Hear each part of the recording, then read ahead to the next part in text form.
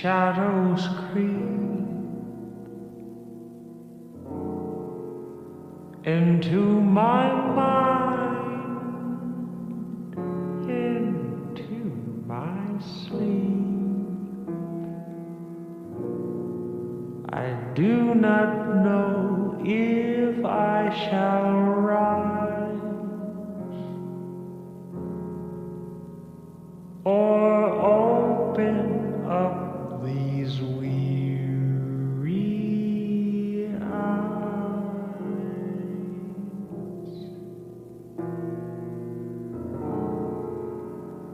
The withered trees, how they creak and moan beneath the moon, how the demons groan. They come to me and pull me down, down into the swamp without a sound.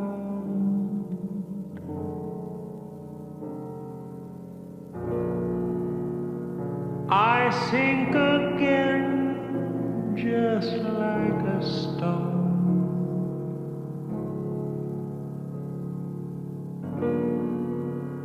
My body's cold and I'm all alone.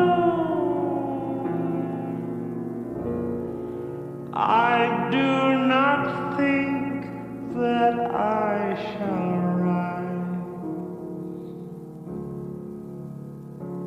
or open up these weary eyes.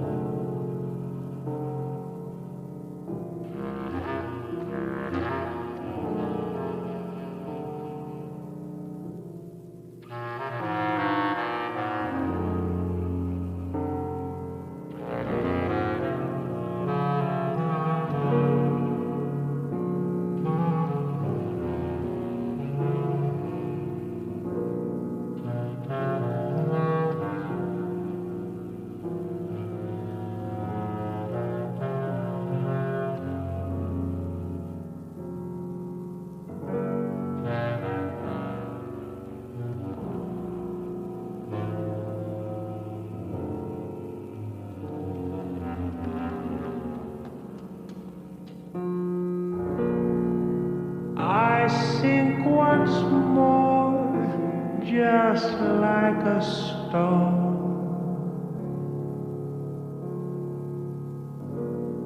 The darkness chills me to the bone.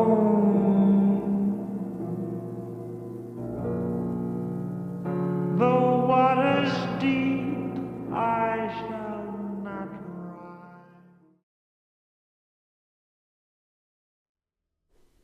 Hello and welcome back to Dark Taboo. In this episode, as we examine stories and urban legends of the road, we follow the tales of taxi drivers, truckers, delivery men. Some of the most bizarre and urban legends come from these men of the road, where they have seen and encountered all that there is to know, but certain things just seem to stick out with them. Tales that have been repeated and shared over years and years, some older than others, and some more bizarre than others. One of the more contemporary hauntings that we'll examine today is the ghost taxi or ghost passengers of Fukushima. After Japan's catastrophic earthquake and tsunami in 2011 and the meltdown at the nuclear plant Daiichi in Fukushima, Japan, the region was decimated by the disaster, and once the aftershocks had settled and the tsunami waves had receded back into the ocean in which they came, pulling with them chunks of earth, building, and bodies, and now radioactive debris, for it to all settle off of Japan's coast.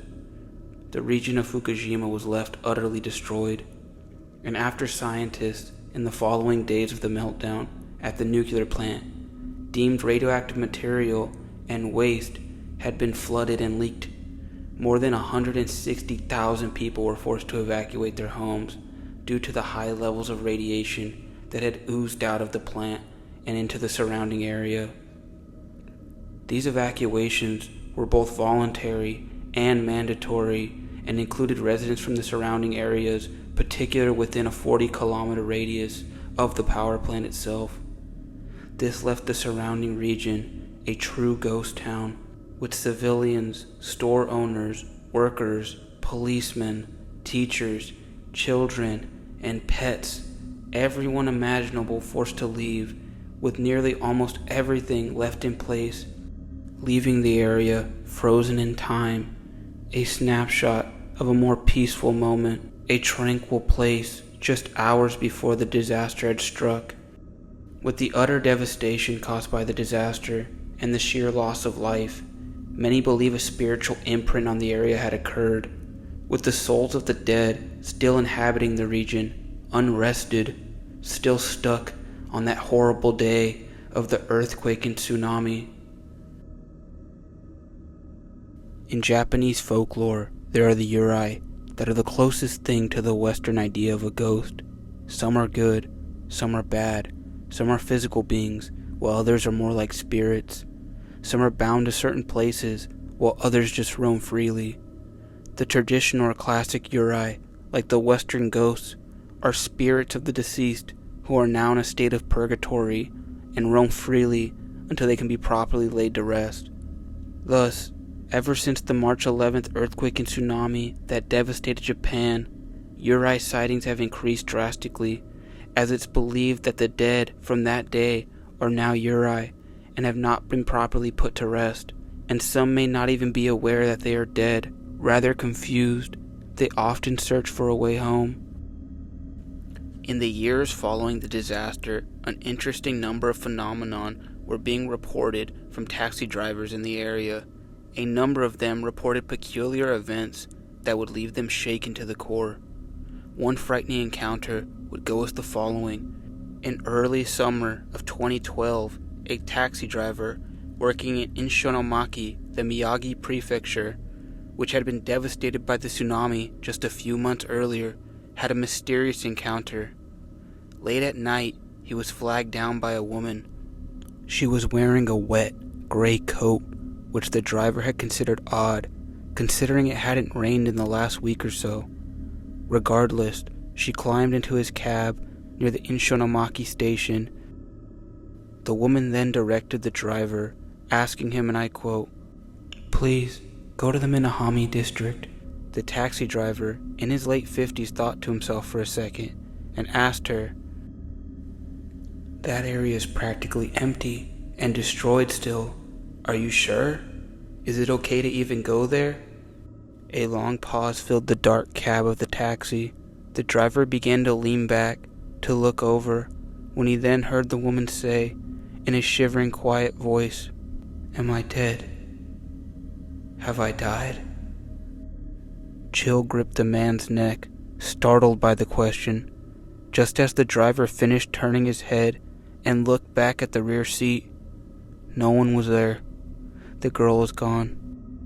Another account reported tells of another taxi driver who was in his 40s who spoke of unexplainable occurrences that had taken place in his cab. According to the driver, after a long day of being out, just as sunset began to fall, a man who looked to be in his 20s flagged him down and got in his taxi somewhere in the Inshinomaki area. Since darkness had just begun to fall upon the area, and the driver recounts never truly getting a close look at the young man, but that he had a grayish tone to his skin and a distinct smell that he said reminded him of a very low tide. As the man entered the taxi and sat down, there was an immediate silence. The driver's head, still forward, said to the quiet man in the back seat, "Where to? Where can I take you?" To his confusion, he heard no reply. He asked again, "Sir, where are you headed?" Again, he was met with silence. When the driver looked into the rearview mirror, to his surprise, the passenger was pointing forward. The driver, looking back into the halfway lit back of the taxi, stared at him in confusion as the man continued to silently point towards the front of the taxi. The driver, growing frustrated at this point, then repeatedly asked the man again for his destination. Finally, then the odd man quietly replied, "Hiroyama." The driver, perplexed, replied, "Hiroyama? The mountain?" At this time, the driver explained to the man how it had just begun to get dark and that going up the mountain at this time was quite unusual, but the passenger insisted, pleading, "Please, I need to get to Hiroyama." The driver said against his instincts he agreed to take the man.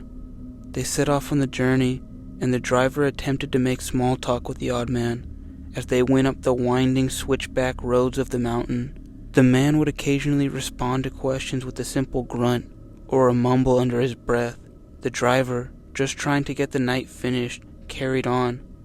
Finally, when the taxi arrived, there at the end of the road, at the top of the mountain, the small courtyard and lot were completely empty and fenced off. The driver, confused and worried, asked the man in the back seat, "Why are we here?" He heard no reply as he looked into the rear-view mirror and saw the odd young man with his head down in the back of the cab. The driver's anxiety began to grow as he repeatedly asked him, "Sir, are you sure we're supposed to be up here?" A brief and heavy silence filled the cab of the taxi, when all of a sudden, the gray man's faint voice replied and repeated over and over again, "I need to go home. I need to go home. I need to go home. I need to go home." The driver, stunned, whipped his head back to examine the man in his back seat. However, just as in the first tale, just as he did, the back of the taxi was empty. The man was never there. This phenomenon became so widespread and well known that it had even been studied by sociologists at Tokuhaku Gakuen University, where they conducted a study called the Awakened Spiritual Earthquake Studies that involved interviews with more than 100 Ishinomaki taxi drivers who had supernatural encounters. Over 100 had shared that they all had similar-like experiences with familiar details. These stories and legends of ghost passengers stretch across the globe, accounts of phantoms and apparitions. An equally frightening tale of the road with a dark history comes from the United Kingdom, in that of the Somerset area in the southwest of England, varying accounts from ghostly apparitions to otherworldly occurrences confined in a relatively small area.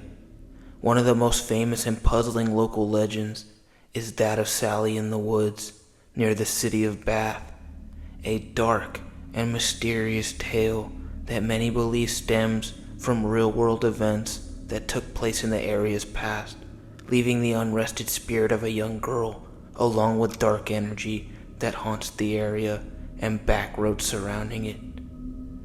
Believed by locals to be the cause of multiple fatal car crashes and other mysterious and ominous events.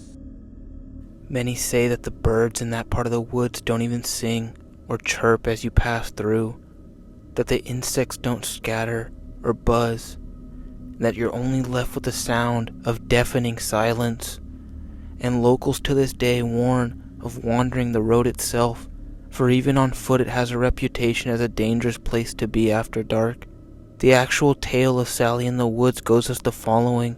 It centers around a tower in Brown's Folly, built in 1845 by Colonel Wade Brown. It was an old signal and observation tower that would later be abandoned and overgrown for a period of time, till restoration in 1907, where hunting parties would gather there. As time passed again, the cycle would continue, and eventually nature would reclaim the tower, where it would lie abandoned in overgrowth till this very day. As for the young girl Sally, it was believed that she was aged around 13 or 14 and from the nearby town. Some versions of the tale suggest that she was a young gypsy girl, but her exact identity remains unknown. She was supposedly sent to her death, cruelly locked away and imprisoned within the abandoned and desolate tower, left with no means of survival, no food, no water, left to wither and rot within the structure, with her screams echoing through the empty forest around her. Just like many details of this case, the exact date or historical accuracy or validity of the tale is shrouded in mystery and lore. According to local historians, no records or reports of the late 18th century mention a girl murdered in Brown's Folly or the city of Bath, that no record of a young girl named Sally ever existed. Many locals have passed the tale down by word of mouth for generations, and with most urban legends, typically a small bit of the story is based on real events. Whether altered or dramatized through the years, there's usually a semblance of truth. Who murdered Sally? We don't know. What crime did she commit, if any? We'll most likely never know. But as the years would go on and decades would pass, events and tragedies around the area of Brown's Folly's tower and supposed encounters with an entity or spirit of some sorts would only grow the legend of Sally in the woods. Decades, even a century after the tale of Sally, reports from locals that braved the back roads near Brown's Folly report the apparition of a young girl in white.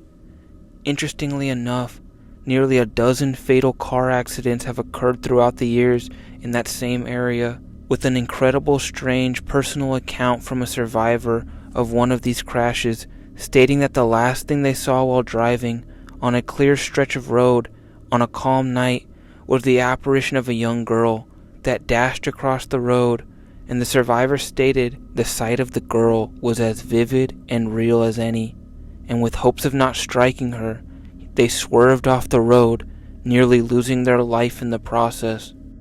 For a relatively calm, backcountry road, what could have caused so much damage and mystery?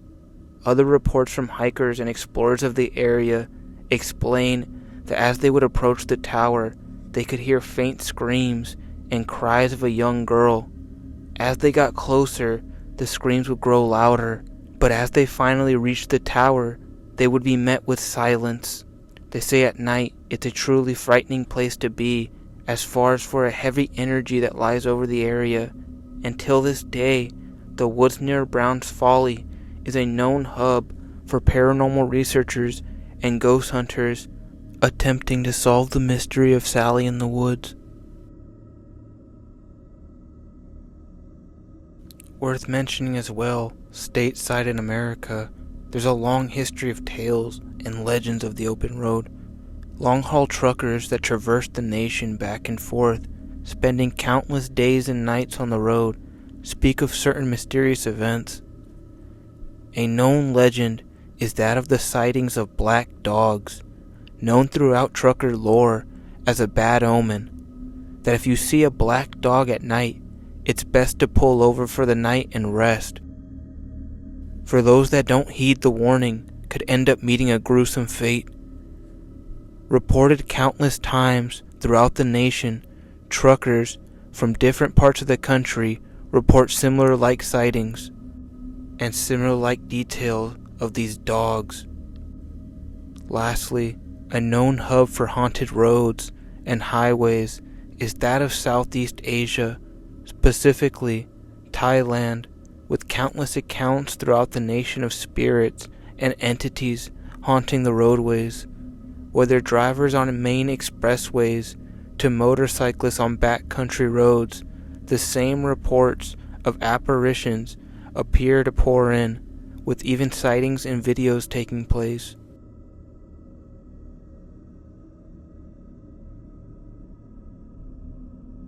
The same common characteristics and similar reports flood in from around the world. Dark, mysterious, and haunted roadways, spirits that are walking for an eternity, lost and unable to rest. So now, whenever you are out in the world, on a spooky, dark road, keep your eyes peeled, be vigilant, and be safe. You never know what spirits may be walking alongside you. And guys, that'll wrap up the video. Thank you so much if you've listened all the way to the end. If you happen to enjoy content of this nature, please like or subscribe. And please share the video, it helps out a lot. Thank you guys again, and take care.